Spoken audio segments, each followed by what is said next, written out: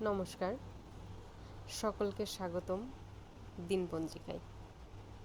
জানিয়ে দেব আজকে এই তারিখে পঞ্জিকায় যা যা রয়েছে। আজ ২৬ জুন, ১১ আষাঢ়, ১৯ জিলহজ। সূর্যোদয় ৫টা ২৫ এবং সূর্যাস্ত সন্ধ্যা ৬টা ৫২। রোজ বুধবার, পঞ্চমী তিথি। ধনিষ্ঠা নক্ষত্র, জন্মে কুম্ভ রাশি, বৈশ্যবর্ণ, মতান্তরে শূদ্রবর্ণ রাক্ষসগণ।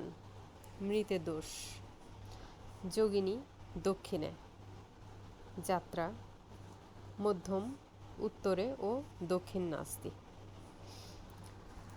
দিনপঞ্জিকার সাথে থাকার জন্য সকলকে ধন্যবাদ।